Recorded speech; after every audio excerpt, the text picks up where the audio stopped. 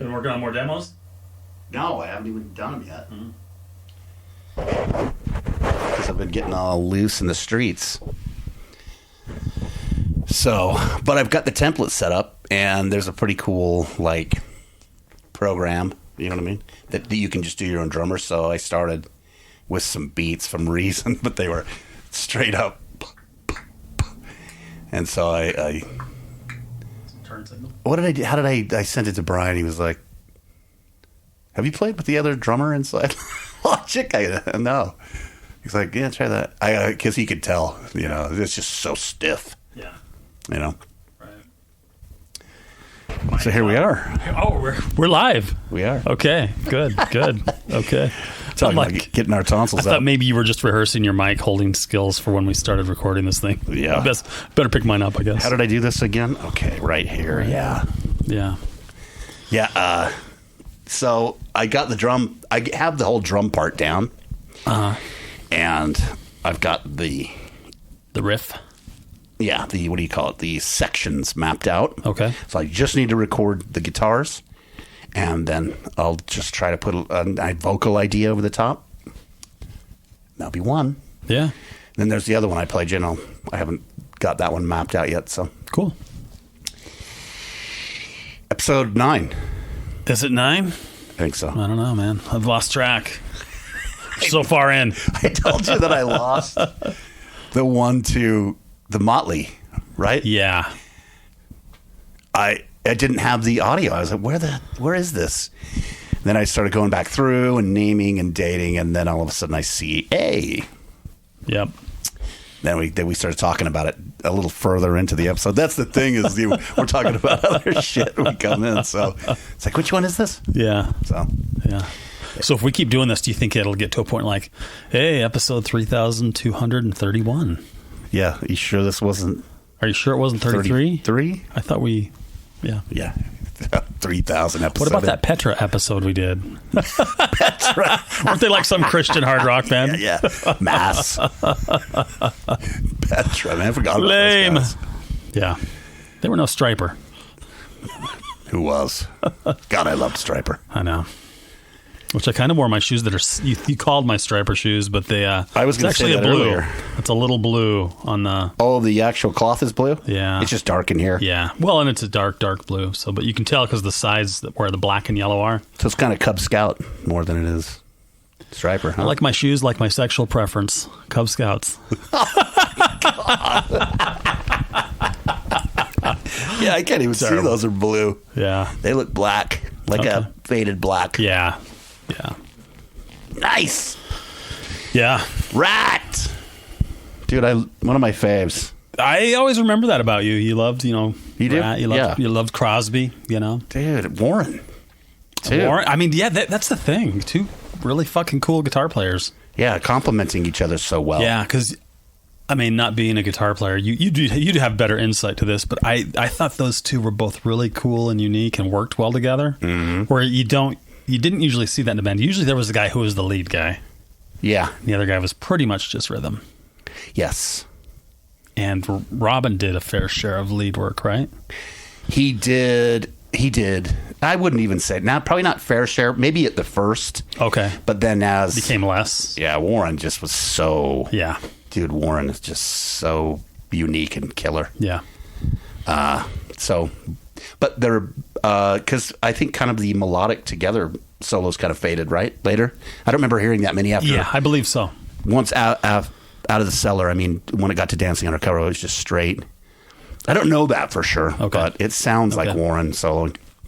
Yeah, but yeah, like the dual harmonies on Round and Round, and fuck, you know what I mean? Yeah, so good, really good. And then Robin wrote so many riffs, Okay, I didn't know that. A lot of those songs back then.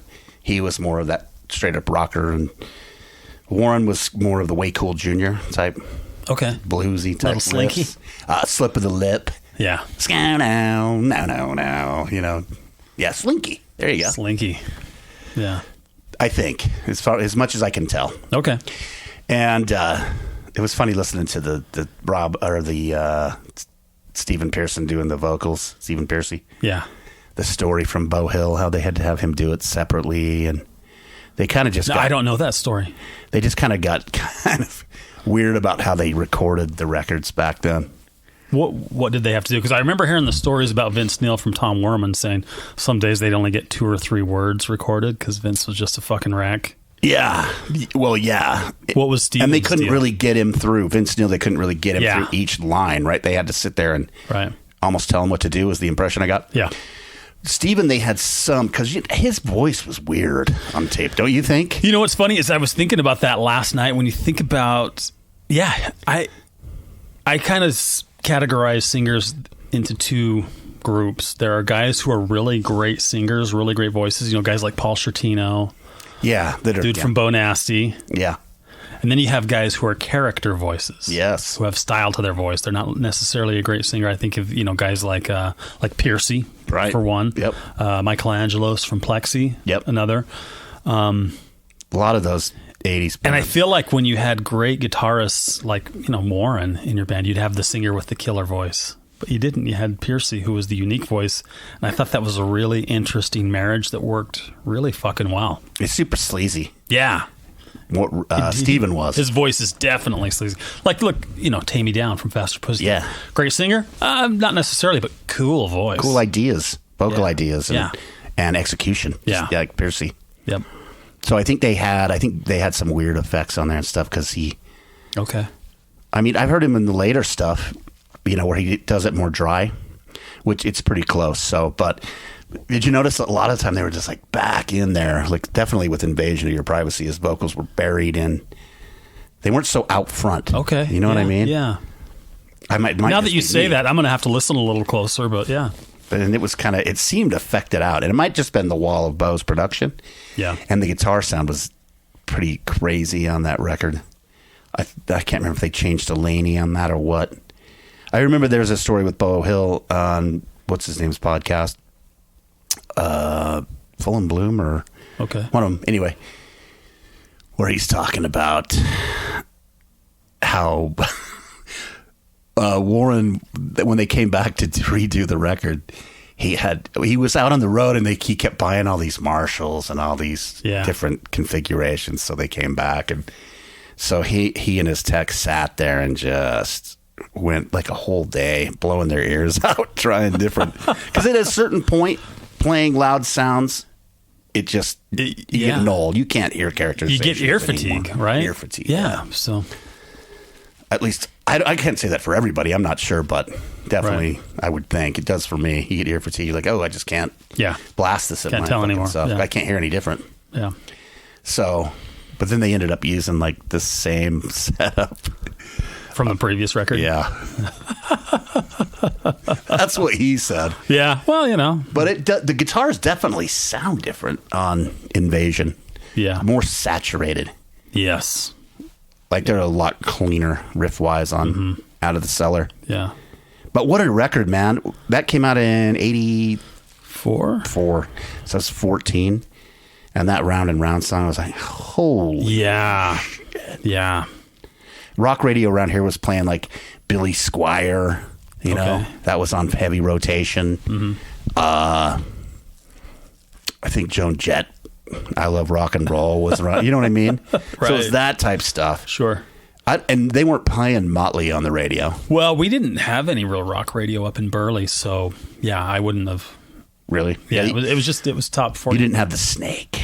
No, it was, I don't remember what it was, but it was just, it was, I think, true top 40 radio, so you'd, on one channel you'd hear, in the early 80s you'd hear maybe a Duran Duran song, and then Tiffany, or I don't know. I really pop, huh? I really didn't listen to radio, so we had a...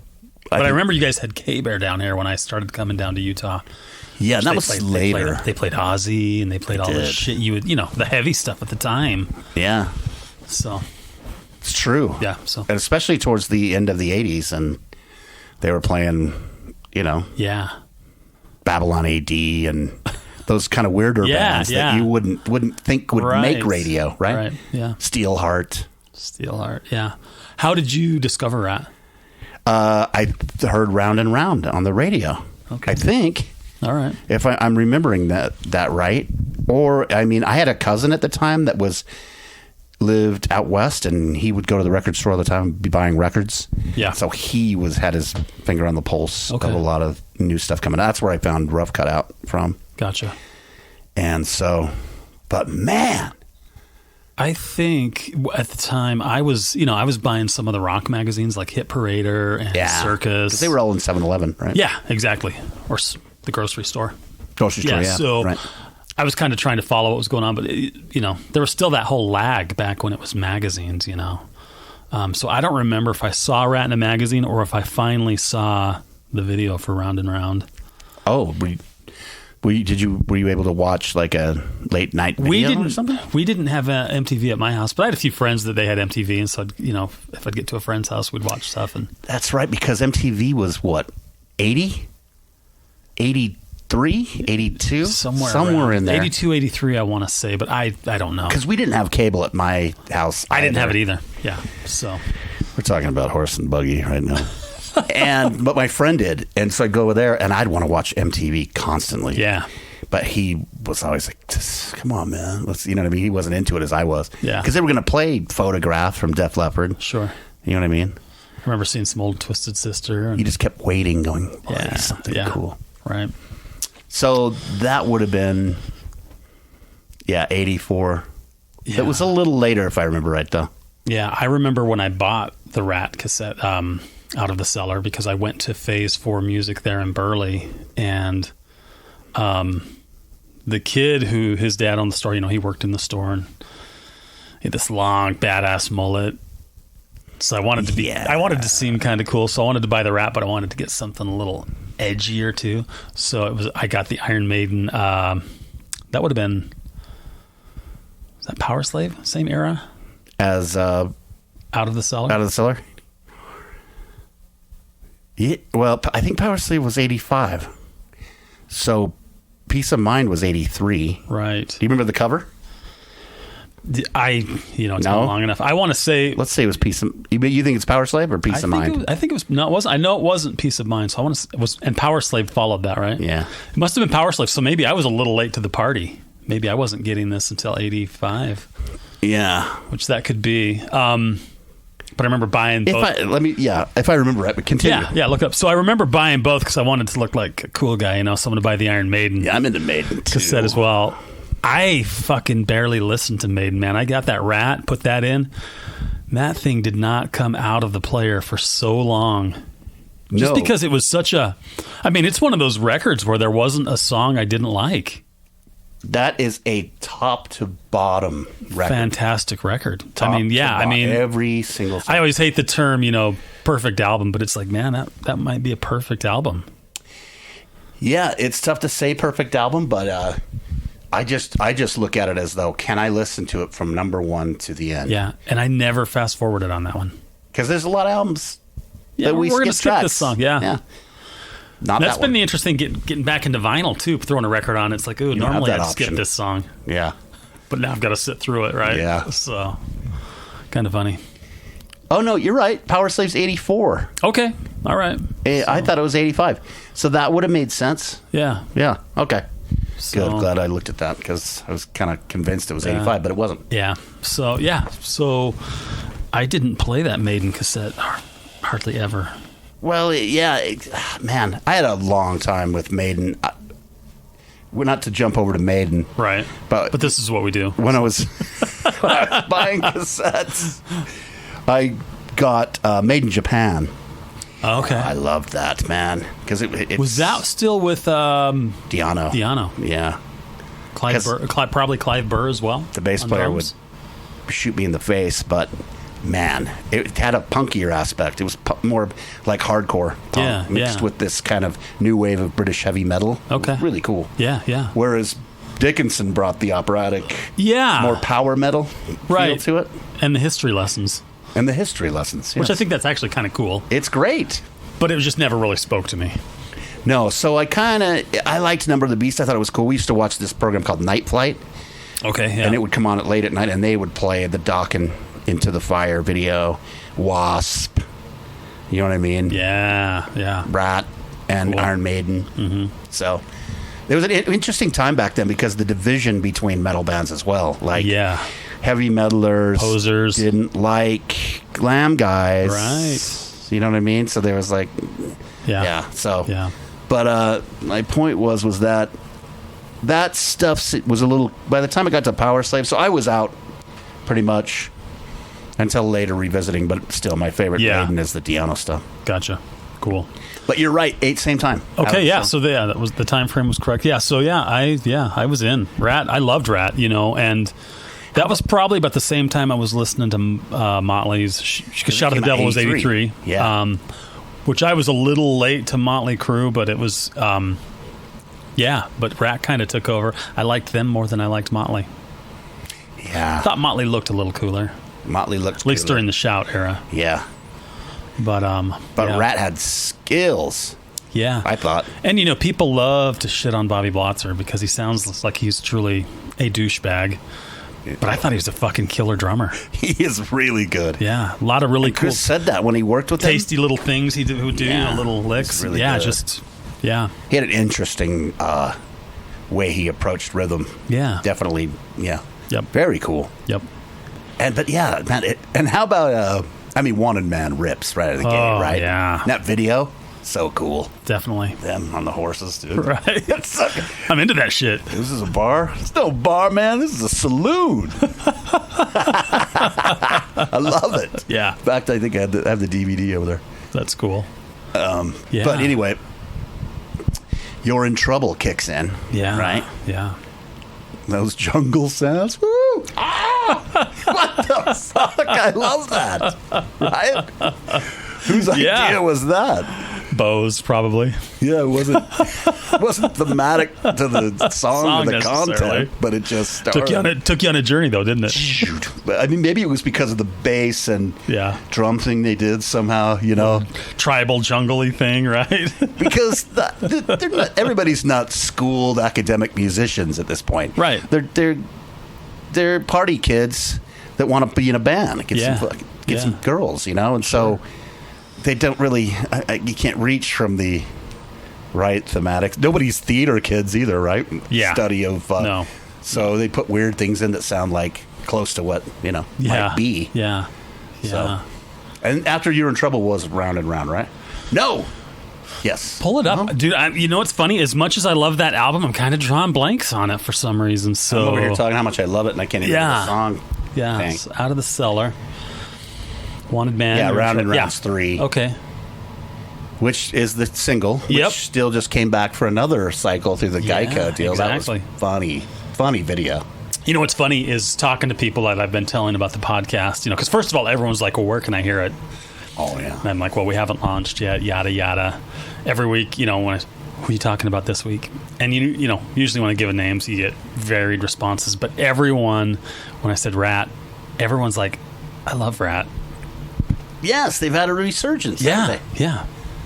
It's insane. Well, even that, even people who are maybe not are not aware of the resurgence, but just like from their youth, just like, oh, I've always really liked Ratt. They were one of those bands that people just kind of genuinely liked. Yeah. So, and not something you'd reach at and go, that would be one that would be popular.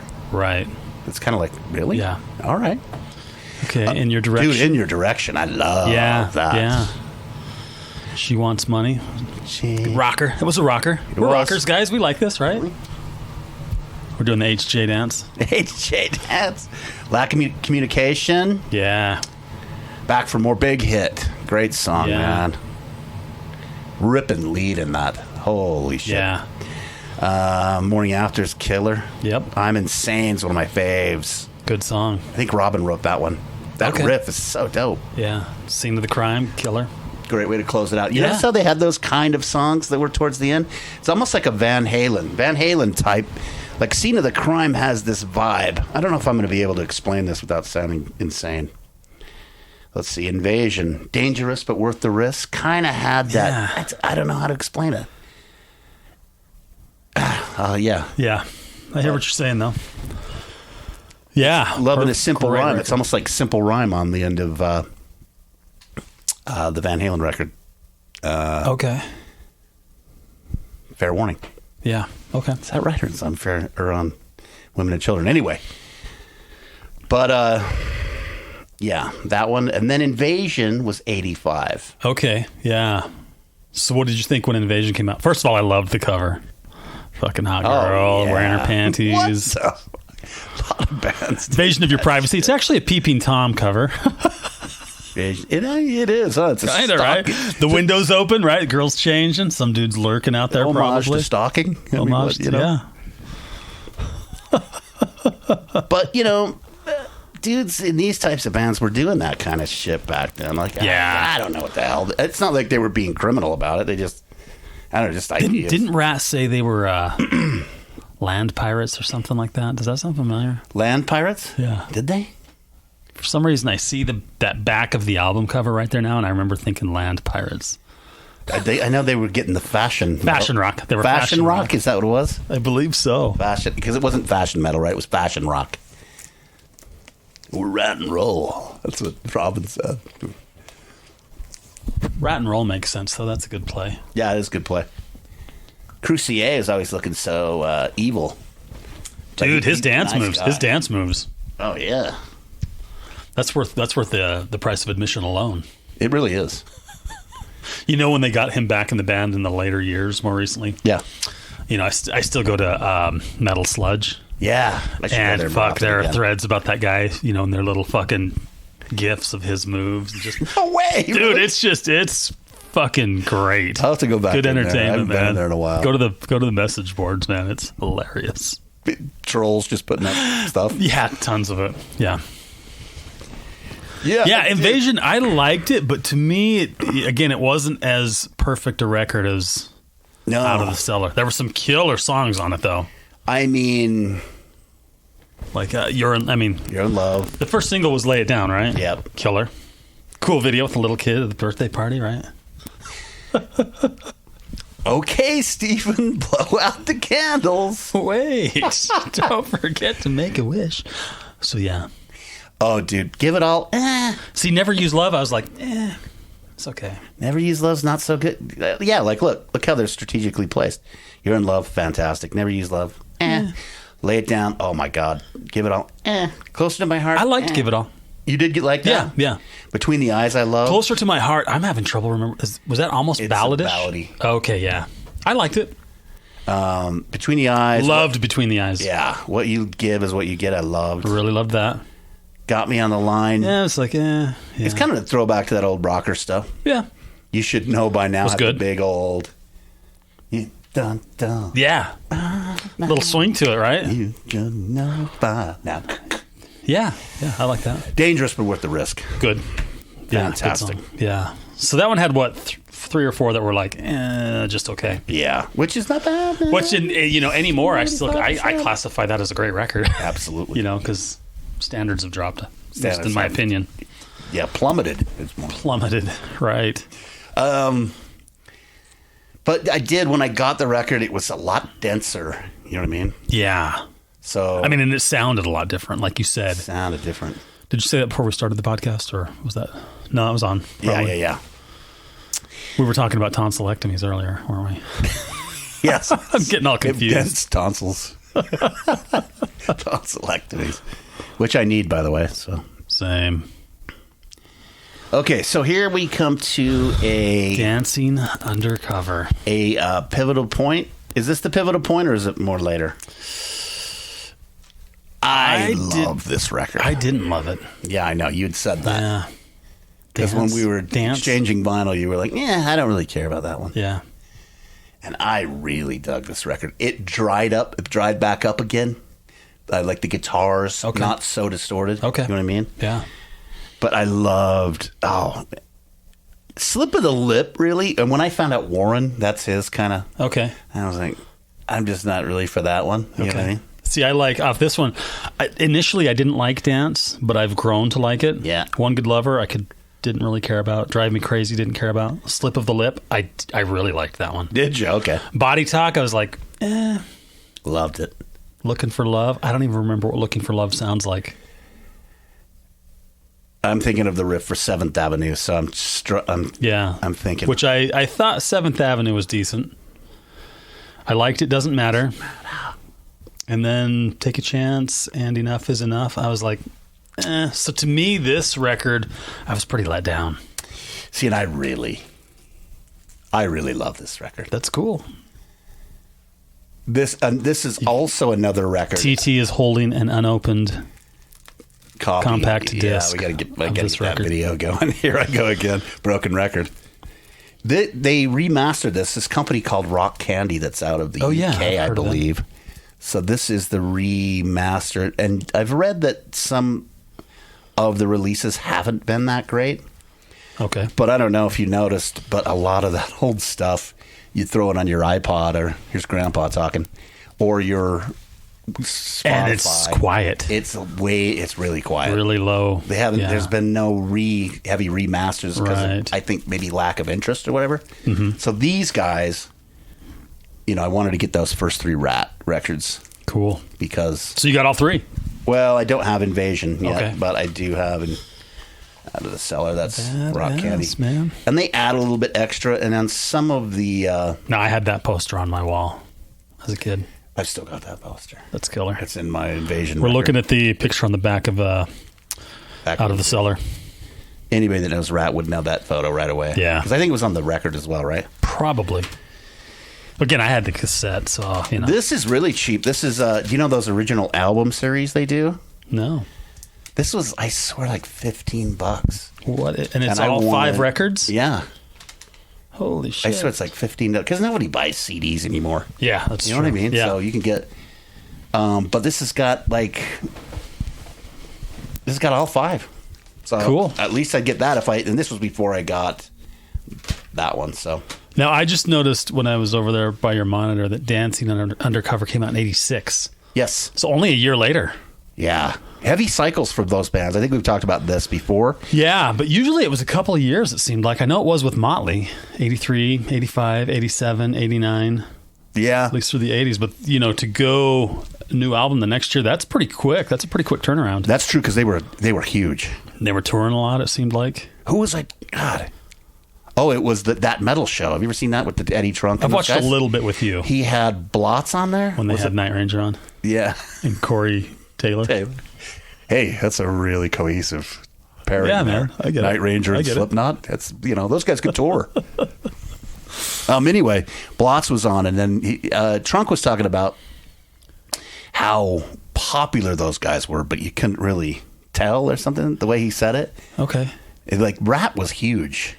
That's the thing I thought I remembered. They were playing big, huge. Yeah. This broke them. Yeah. Way over the top. Yep. They came here and played with. I went and saw them with Fastway, which was the old guitar player from Motorhead, right? And then Bronze. I think there was some British band. Okay. I don't know.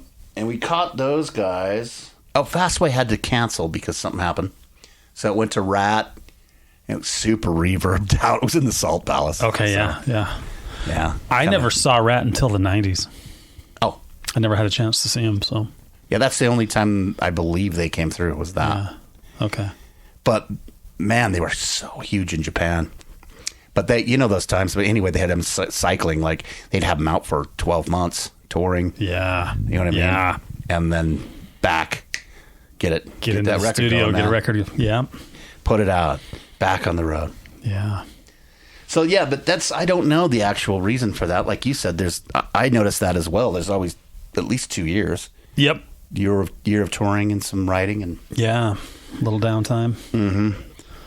Anyway, I love that record. Okay. And, another thing I wanted to say was at the time, a friend of mine that was older than me, we used to get beers and partying and stuff, and he was a Ratt fan as well. So we didn't have a lot of the same musical tastes, but Ratt was one band he did like, and we definitely.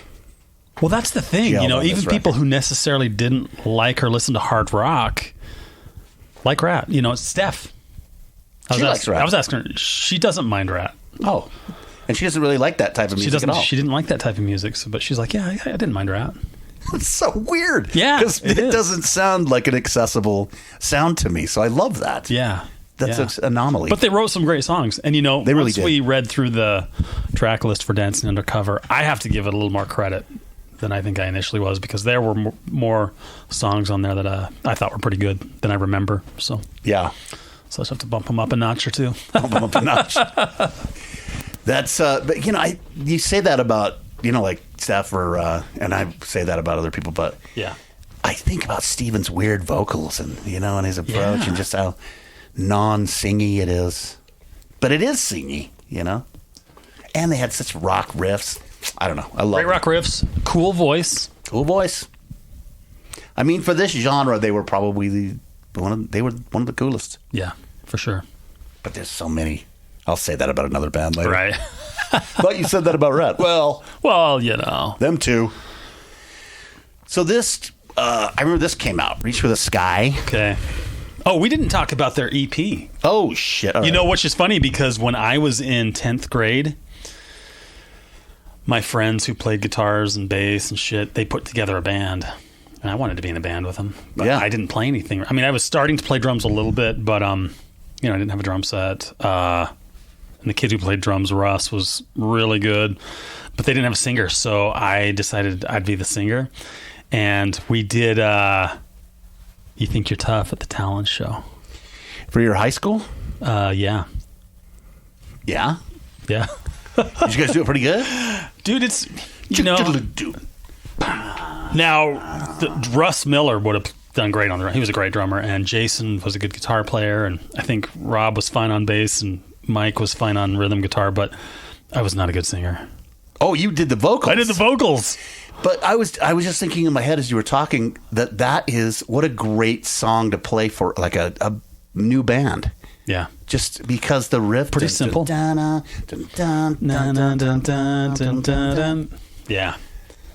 You say it's right. You know, you just kind of garage band it out. Yeah, that's Love exactly it. what we did. Yeah. Yeah, I mean, we had fun. We thought we were fucking cool. I'm sure it was probably not great, but Yeah.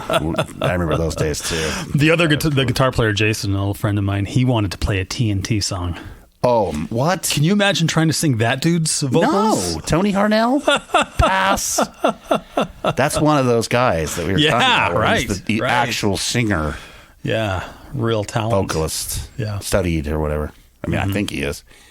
And I feel bad for the guitar player. Yeah. Ronnie Latecra was the guitar player. Yeah. Well, Jason was the guitar player. He wanted it because he was into those guys, and Oh, so he's a shredder, so he knew. yeah, he was trying to kind of go that road. Oh, man. If he could play like that, Yeah. salute, you know? I love this. I came back to this. I believe Out of the Cellar was first, and then... Yeah, the same here. It was something I went back to a little bit later. And I bought... One of the stores that I would frequent back then had that 12-inch, so I bought it. Sweet cheater. And it was so weird because being young, you didn't have the gauge of production. Right. Or at least, let me just speak for myself. I didn't. Because so I thought, well, why doesn't this sound like Out of the Cellar? Yeah. You know, what the hell's going on? Well, yeah, because I think my thought would have been like, well, they were younger. They weren't very good. Yeah, Probably or I has would have nothing thought to that. do with how they were playing. It's just the right? way it was recorded Yeah. and the techniques. But Yeah. I didn't understand that at the time. Yeah. Sure. But it was still cool because it had those songs. Sweet Cheater. and I loved the cover. Sweet Cheater Those rips. fucking rats on the chick's legs. Yeah, and nowadays I love the grit of it. Just Yeah. that old demo style. Sounds like it's just Yeah. sweet. It's much like the Bang Tango, the live injection. Right. Oh, it's just gritty. Mm-hmm. You know? Yeah, you got it, dude. Sweet Cheater. They do the Aerosmith tune, Walking the Dog. It's a fantastic EP. EP for sure. I have that on Japanese vinyl. Of course you do, man. You got all the killer shit. Well, I had to get EP, Okay. Invasion, Out of the Cellar. Whoops, I got an order there. And right. Dance. I haven't got Dancing yet. But No. Okay. Cool. eventually. Yeah. Yeah. So, yeah, I really liked it, dude. It was all the dudes. Nobody's... Right. And I believe that they had brought these in because Stephen Pearcy and Robin were in Mickey Ratt, correct? Because that was Stephen Pearcy's band. Yeah, I think so. I'm not positive though. So But I don't know if they recorded anything. Yeah, it was Mickey Ratt. Okay. And yeah, I don't see any. Here we go. Oh, I got to see this picture. There's Steve. Yeah, look at those bangs, Steven. I remember a couple of times getting my hair cut in the day, and they cut them wet, and sometimes ladies don't think, up. and then they go boosh. Yes, it's like you look like your little sister. You're pissed off. Then you got the Maiden painter's cap on for a week, right? Remember that with the tails? The tails, the mud flaps. Mud flaps, bro. Yeah, I remember, dude, speaking of cutting bangs, the first time I cut bangs on a girl when I was in beauty school, I didn't think about hair shrinking up. So, like my bangs cut to my eyebrows. So, pull them down, like perfect. Wet the bangs down. Tight tension, cut it right to her bangs. And they immediately sprung up even wet. And you go, oh, no. And then you dry them, it's like they're up here. They're a little shorter. Like a little. Yeah. She was really sweet about it, though. Oh, they're perfect. And she's trying to kind of pull them down. Yeah, it looks good. And I'm just thinking, thank you for being nice. Yeah. Whoops. But you don't want to say whoops. Right. So I don't see... it doesn't look like Robin's in that picture. Well, I believe this is the incarnation. You remember that guy that we were talking to on whatever social media? Remember that it was talking about the beginning of the Mickey Ratt? We kept saying... Oh, yeah. On that one thread. Maybe he's one of these guys. I'm sure it's that guy. It's this guy. You know who that looks like? Who? And it is. That's Chris Hagar from Rough Cut. Look at that hair. It's gone already. Yeah. That's way back. Yeah, it is. Chris Hagar, right John there. Turner, Kurt Meyer. Kurt Meyer was in Salty Dog. Wasn't he in Salty Dog? Was he? I think so. Look, click on him. I think he's in Salty Dog. Yeah, oh my God, dude. How did you know? Because all those guys. Dude, who are you talking to? Who are you talking to? I'm talking to Tony Richards. That's why we do this. This is exactly why we're doing this podcast. Let's see. John Turner that's it. He's done. Oh, he came back for Collage. It's probably some old demo or something, right? They redid. Yeah. Wow. Okay, so that's interesting. Bobby Eisenberg. Oh, he's in Keel? Holy shit. Steeler? Really? I think it said Steeler, too, yeah. I love that Steeler record, man. And I like that Lay Down the Law. It's obnoxious because Ron Keel is an obnoxious guy. Fuck yeah. But I love it. Better known as Bobby Marks. Because of the cover. I mean, I bought this in the mall when I was 14, right? Oh, well, how do you not buy that? How do you not buy that? Thank you. Those of you that can't see this, look up Keel, Lay Down the Law on the cover. When you're a 14-year-old boy. Instant boner. You pull it up and you see it and you look around.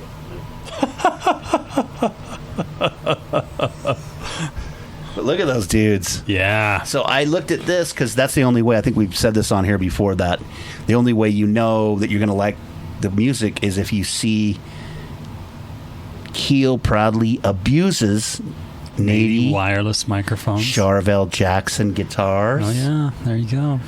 And I was like, okay, so look at those dudes, leathers, right, belts, Mark Ferrari, Brian, long hair, teased up, yep, bandanas, denim, leather. It's probably going to be good. Yeah, probably going to be good. It's already good. Yeah, right. And so got that Steelheart. I heard them. There was a late radio show here, late at night, called Taken by Force. Okay. And they had played Hot on Your Heels. I never actually heard Steeler. They played this, and I was like, holy shit. Because it has Yngwie in it. Oh, that was his first band in play. Right. And so he rips on there, and they also played On the Rocks. So I had to have that, so I got it. I remember when Yngwie came out, I think his first album came out. Because, being in Burley, again, we weren't always hip to kind of the fringier stuff like this, so we didn't hear of Yngwie until Rising Force came out. Yeah. And I remember my guitar friends were like, oh my God, they must be speeding up these recordings, and just, everyone loved it. And I just thought, I just wasn't into it. I can tell. I can understand why. Yeah. Yeah. Well, he's a freak. He's a classical guitar player. Yeah, yeah. So there's Hagar, right? Yeah, that must be. And there's Piercy? Piercy, dude. Is that Piercy or Dubrow? Or Shortino. Shortino. Yeah. So I think, if I remember the story right, Steven met Robin in San Diego. And I think so, they yeah. brought it up to L.A. because nothing was happening down there. That sounds right. And then they got the other dudes. Yes. I'm going to say Warren was like the last one in there. You know, I heard that, but then I heard that Ratt, one of the first songs they recorded, which might have been on like some Metal Blade compilation, had a different drummer than Blotz. That could be. It was Metal Blade? I don't know that I'm remembering LA that correctly. Rocks Yeah, something like yeah, some compilation that, yeah. Okay, interesting.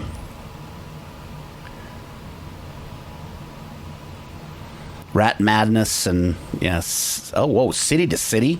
That couldn't be the same song. Or could it? Could it? And then they redid it? Yeah, probably. I'll bet it is. I'm going to have to hear that. Look, there's Top Secret.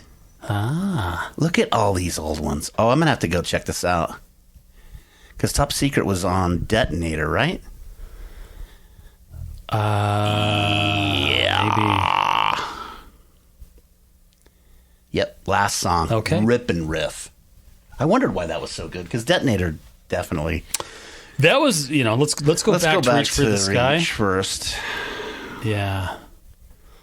So, what was your first take on this? Well, my first was, it was that Anticipation, right? Yeah. Yeah, And absolutely. So, I think I heard Way Cool Jr. Same. That was the first single, right? Yeah. And so, it was pretty cool. It was definitely cool. Yeah, to me, it wasn't a real great album, but there were, again, some really strong songs. Like, I loved I Want a Woman, Way Cool Jr. They really got back to the density again, though, and the wide production. Yeah. So which I liked. You do like that? I do like it, yeah. Yeah, I kind of liked the out of the celery, maybe dancing undercover more. Okay. I mean, I'm down with this too, though. Yeah. And then I really got into. I like that "I Want a Woman" song later because I kind of feel like the last half of that record, I don't even remember what any of those songs sound like. I wanna love. Like, What's no surprise, I don't. Be what I'm after. Yeah, I can sing this one in my head. Yeah, I can too. And after that, like, I think I even remember Chain Reaction. Don't Bite the Hand That Feeds is a pretty cool song. Yeah. But the second half of the record, like side two, was just like, ugh. I don't. So you had to fucking forward your whole cassette. Yeah, it didn't have the songs needed. Yeah. And Bo Hill talked about a lot of. I think that there was some turmoil already kicking in, and did he do this record too? Yeah, he did, didn't he? Yeah, a lot of stuff was going down. Yeah. What I understood was it is a really, really hard to make finish. Yeah, gotcha. So how they got to Detonator? Oh, actually, that's right. Well, Detonator, they brought in a bunch of songwriters. What's his name? Desmond Child. Is that it? I think so. You're right. Well, it's there, right there. Yeah. Backing vocals, executive producer. So I thought "Shame, Shame, Shame" was a really bitchin' riff. Yeah. It was a cool song. "Loving You's a Dirty Job." Yeah. I like that. Did you? Yeah. That was more of a slip of the lip, for sure. Mm-hmm. Type of vibe. I can't think of "Scratch That Itch." "One Step Away" was a ballad. No. Oh. Well, it was ballad-ish, I guess. I can hear it. I didn't think of it as a ballad, but... Oh, you know what? I'm thinking of "Giving Yourself Away" is what I'm thinking of. Oh, okay, yeah. That was the ballady song, right? Yeah. Definitely a pop. Yeah. Rock hit. Yeah. "Heads I Win" that had Bon Jovi doing backup vocals. Remember that? Yeah. I didn't like that about it. I liked the song, but I didn't like Bon Jovi on it. But I think, if I remember correctly, I think he co-wrote the song. Did he? Yeah. And they were trying to do the Bon Jovi success, so let's bring in Desmond Child and John. Yeah. Which was weird because they had so much success as it was. But not really... Or was this just a Hail Mary to try to save the band? I don't know. Look, even Michael Anthony management? I don't know what the hell that is. Yeah. Weird. But All or Nothing, I don't remember that. No. Can't Wait on Love. I can remember that one. I don't think I really liked it that much, but I liked Giving Yourself Away.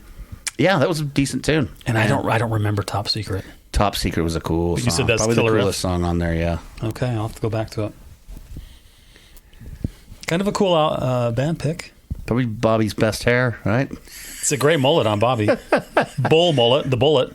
Look at his feather out up top. The feathered bull. Yeah. Santa Cruz, cruising. Crosby was cool. Yeah, he was. Yep. And he was friends with Nicky, so he had extra points, extra cool points. Yeah, they were, roommates for a while. Roommates? I think. Yeah, so. Yeah. Okay, so going further. I missed Collage. I missed that too. I don't own that. I couldn't name you a song on here. What's funny is Mother Blues is on Top Secret original version. Oh, Mother Blues is on that first arcade record. It is. Yeah. So is this just like a throwaway of old demos, or did they actually record? I thought it was more old demo stuff. Oh, so Warren's still in there. Juan, Steven. By this point, Robbins. Oh, yeah. No, he's on there. Oh, okay. Well, maybe it's some old demo stuff he's on. Yeah, he was starting to dip, right? They were losing him. And then the self-titled, what did they do here? Blotz is still in. Stephen Warren. Yeah, Robin's gone. Robbie Crane. I don't remember this either. I like the song Over the Edge. Really? Yeah, it's really good. I should listen to these again. But the rest of it, not much there. It was a tough time, man. Yeah. All those guys were scrambling. They got so much hate. Yeah. I mean, that was probably the first cancel culture was hair metal, right? Right. When everybody just went strong on that Nope. Self-titled was 99. Can you believe that came out in 99? Fuck. That was goddamn, dude. 21 years ago, huh? 22? Yeah. And then Infestation was kind of a big... People talk great about this record, and I remember Best of Me had a couple of okay moments, but I don't remember the whole thing. Same. Yeah, same here. So I'd have to... I wouldn't mind going back and listening to those, though, but... Right. I think I heard the story how Robin was... They were kind of... He got back to L.A. He went to Texas to try to clean up and stuff, and then he came back to L.A. to try to play, but I guess he hadn't, and he just couldn't even really play, so they decided not to, which was probably super tough for everybody involved, and also Carlos, right? Yeah. Being that he was taking his place, Cavazzo. Right. But, speaking of that, of Carlos, when Ratt kind of started imploding again, and there was the war between, Warren seemingly out, Piercy and Juan have kind of taken control of it. Blotzer's out, so they're putting together this new version of Ratt. They tried to get Carlos to come in and do it, and he said, "If Warren's not doing it, it's not Ratt." Yeah. And I thought, "Fuck yeah, dude!" It's true. Exactly. Warren is much. People go to. I think as much. That's why I would go. As much as I love the songs and everything, I want to see Warren's play. I want to hear Warren's playing. Yep. Yeah. He's a great lead player, man. Very. He really is. So he's right, man. Yeah. So branch off bands. Oh, yeah. Branch Arcade. off bands. Arcade. What'd you think of Arcade? I love the first Arcade record. Is that the one with the dun dun dun dun dun dun dun dun dun dun dun dun dun dun? Yeah, Has that bass line? Yeah, exactly. Let's see. And again, it was the guitar player from your Sea Hag stud. What? Yeah. Frankie Wilsex, is that his name? Let's go to Stephen Piercy here. If I can find his name, there it is.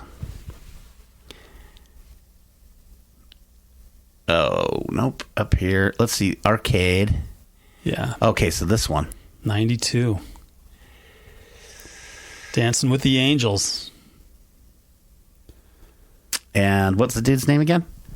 Is it Frankie? Frankie Wilsex? That's him. He's the... There, yeah. Was he the only one to survive the Sea Hags?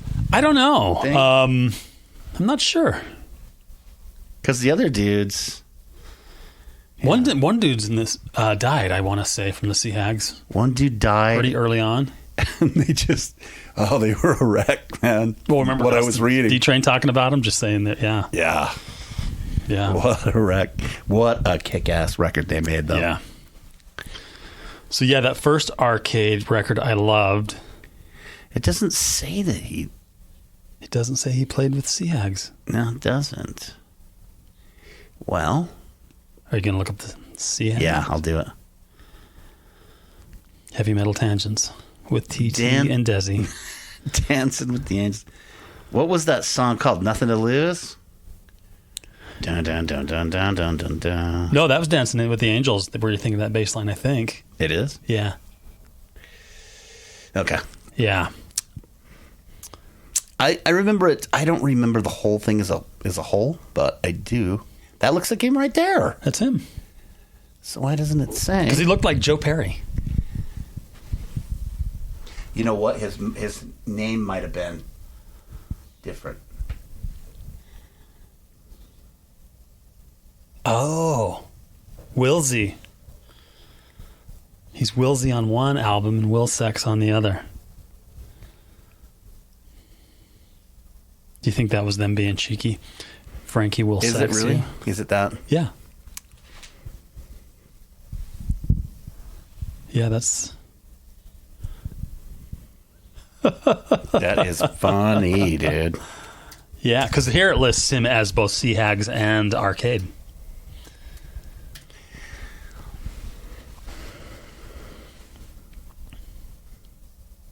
Frankie Wilsey. So is Will Sex? Will Sex? Will Sex. Frankie will sex you.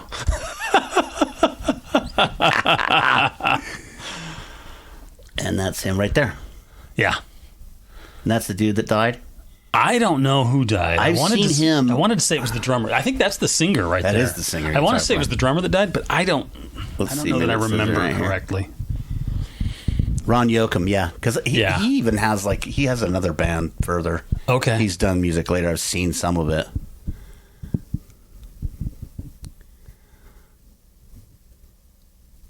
Yeah, I don't know. Oh, there it says right there.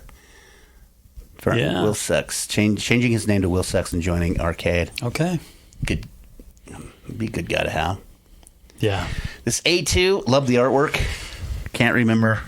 Very. I really listened to it. I don't remember a damn thing about it either. I own the CD. Yeah. It folds out. Yeah. Yeah. Again, cool artwork. Yeah. Lay down the law. That's where all the effort went, I think, on that record. Yeah. But it doesn't list anybody here that played on it. Huh. As far as I can tell. Maybe it does. Okay. As we go in. Nope. Not really. I'm using Discogs, by the way, so. They can send us a check. And then I don't remember anything else as far as that goes. But.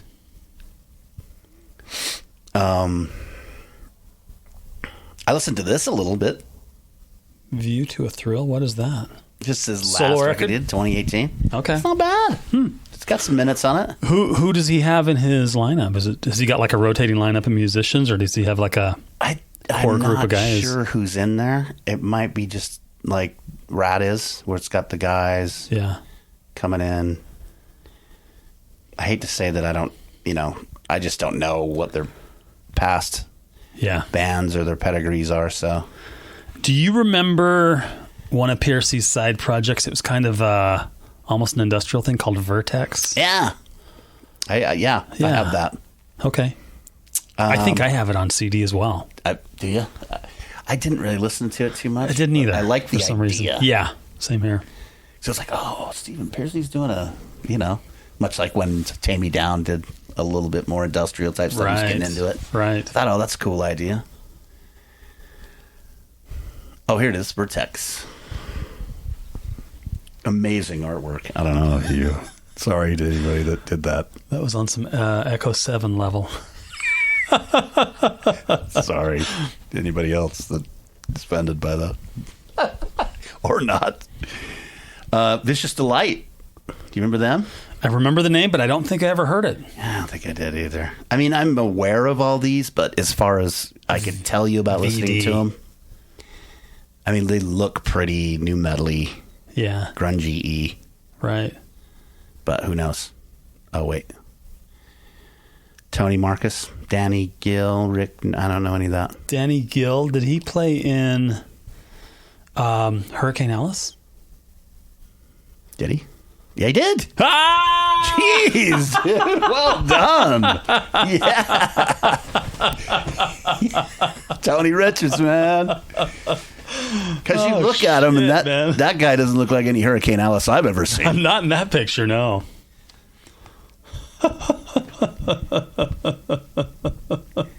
Wow, that's a good call, dude. That's funny. If only there were some way to monetize this worthless information. Come on, podcast, please hit. Yeah.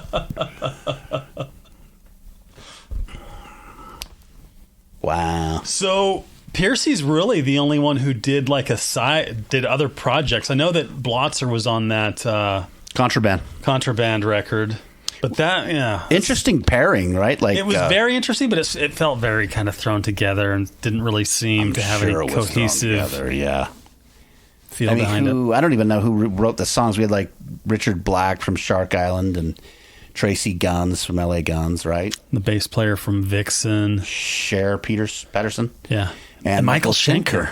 Yeah, that seemed like an odd addition. But I mean, I don't even know. Yeah, like you said, who wrote the songs, or maybe they didn't. I don't know. I know there were a couple of covers on there, if I remember right. Like All the Way from Memphis. Oh, it was a cover song. Yeah, that's cover. Yeah, Bad for Each Other was a Shark Island tune. Oh, it was? Yeah. So maybe they just came in with whatever they could get, right? Yeah. They're like, I've got some, which is what you do. That's what you always do. It's not like that's weird. I watched this pod with dudes talking to Blotz, and they had some funny things to say about Richard Black. Yeah. Yeah. Interesting personality, right? Just... Who? Oh, Black? Yeah. Like he wouldn't play or something. They were at some big showcase or something. I can't, have to go back. But like, yeah. And then Tracy Guns went in there and started yelling at him. But I didn't mind that Shark Island record. I liked it. I did too. Yeah? Yeah, I did. Did he have a different name?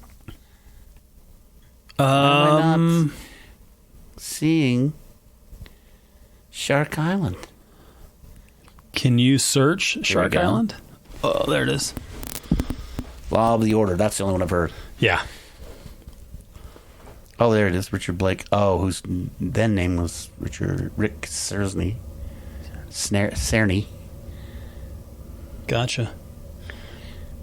This one little side note here. The guy who played drums on this record, Greg Ellis. Yeah, he also played drums on Jerusalem Slim. Really? Yeah, there you go. All those fringe bands connected to other bands. Yeah, it's so cool. Yeah, that's killer. Yeah, I wouldn't have known that. I didn't listen to the crap out of this, but what I've heard so far, I like. You know that I remember when I bought it, and I played it a lot for probably like a 3-month period, and then it kind of just fell out of rotation. But and that happened with so many bands, But you know what I really miss? I remember as a kid, when you'd buy a new cassette or a record, I would just kind of scour the cover. I would read every little bit of information. Yeah, I want to see special things. Where was it recorded? Who mixed it? Who mixed it? I mean, just all that shit. Yeah. Who were the guest musicians? Everything. Who did background vocals on the? I mean, I just loved all of that information. Yeah, that's cool. Me too. Yeah, so that's why I remember that Greg Ellis played in Jerusalem. I love that that's coming back. Because it was cool to make the connections. Like, oh, those guys know those guys? Yeah, right. Killer. Yeah. Exactly. Yeah. Yeah, this was pretty good, man. Is it expensive? No. Can you buy it on vinyl? Does it have vinyl? Yeah. Oh, okay. Oh, crap. Some dude in Italy. Yeah.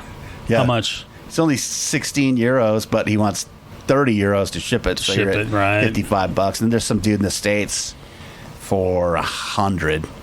Yeah. But, that's Discogs, maybe eBay or somewhere else. Right. But, yeah. So, Contraband, I have it, but I'm just not that familiar with it. I think if I were to go back, I'd probably thumb through Collage and then maybe the self-titled. I remember buying Contraband. I was in the Bay Area, and there was a great CD shop that had a ton of shit in the dollar bin. Like, they'd get a bunch of new stuff, and it would go straight to and I bought it for like $1. Was this like at 90s? Yeah. And I probably gave it about that much attention. I gave it like a half a spin and was like, eh. Yeah, it doesn't really... It doesn't... It gives a lot of credibility to chemistry, doesn't it? And just how much guys want to put into it. Right. Because... and you look at the people in the lineup, and they've all been around a while, doing it for a while.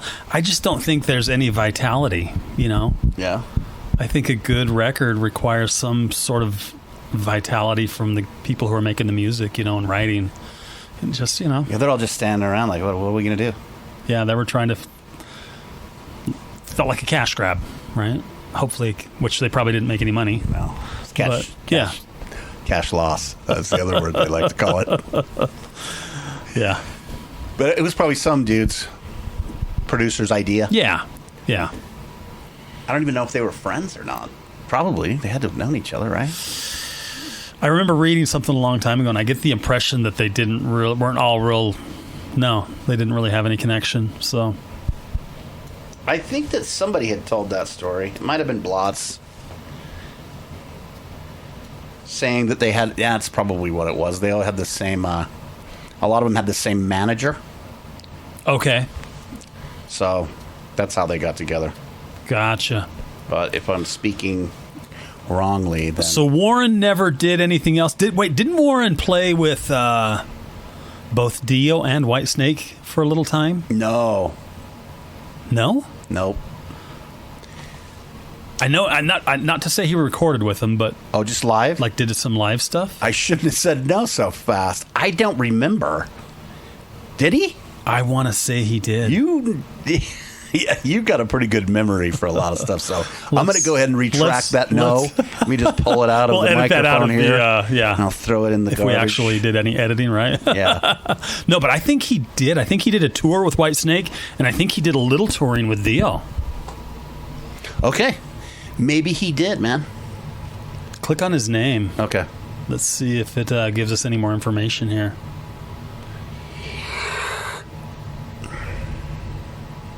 So he had a couple of little solo deals he did. Oh, he did? I didn't know that. Crazy Enough to Sing to You in 96. Never heard of it. Yeah. Don't let him do stuff on his own. Is that a good idea? Don't let him name his own songs. No, just kidding. I'm just joking, dude. I think I have this, but I don't remember it.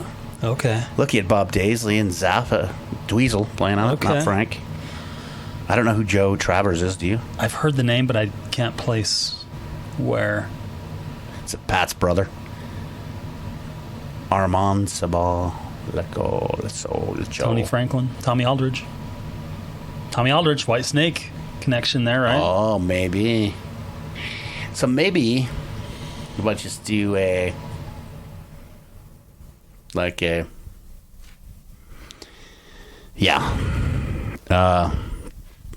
search for DeMartini. But you think so, Dio?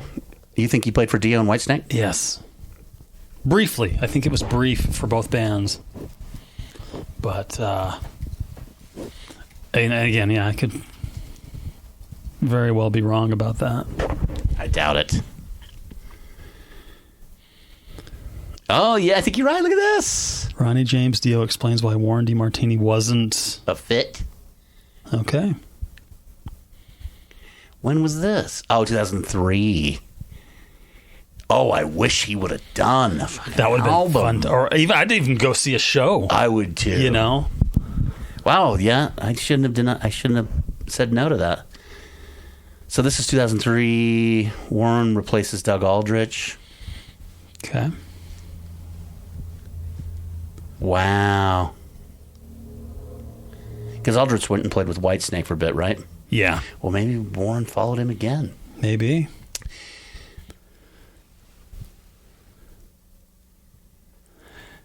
Now, what does Ronnie James say? Why was he not a fit? I don't know, man. Before Warren even ever got a chance to set foot on stage with the band. So he didn't actually play with them. Oh, he didn't. He just got in and they confirmed it, and then he didn't play, I guess? I guess so.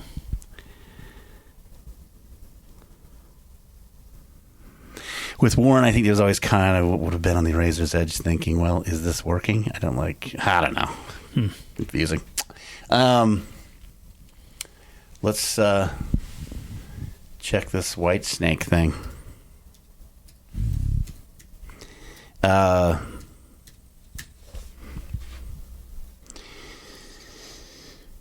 I don't know.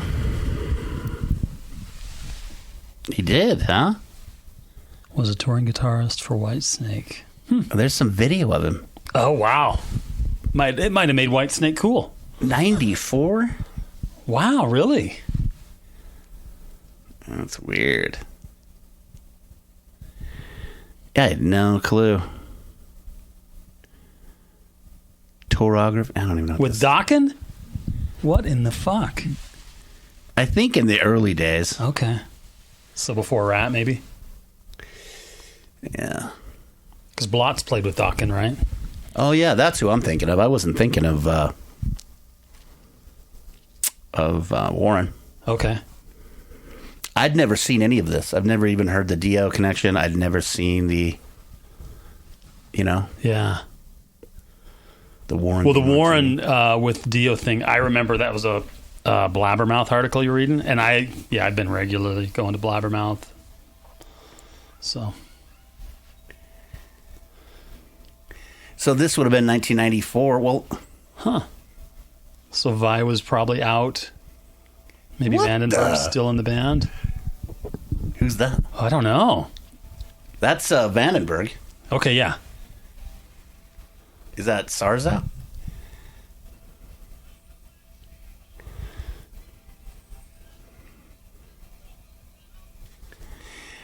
Who's that? Oh, that's Carla or Rudy, right? Okay, yeah. Yeah, so we got Sarza, Vandenberg, which is basically the same lineup as that self-titled. Yeah. Right? They're not focusing in on Morin, though. Some keyboard player. Yep. Everybody's been in Whitesnake, dude. Right? Yeah.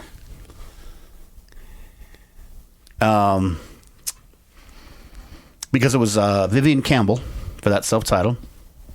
Was he just no?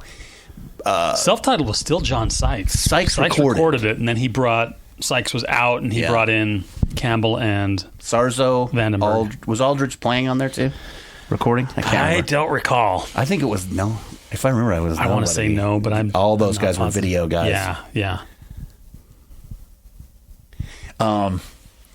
Yeah. So I had no idea, man. I thought I was up to speed on all the stuff. You kind of detoured pretty hard though in the '90s, and you were going into, you were listening to a lot of industrial and metal. Yep. So because that's about the time I met you. Holy look at that. Wow.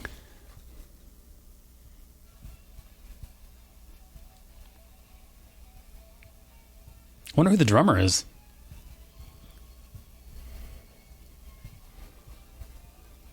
He didn't get the long hair memo, though. It doesn't... Yeah, I guess it's Warren. Yeah, it's Warren, man.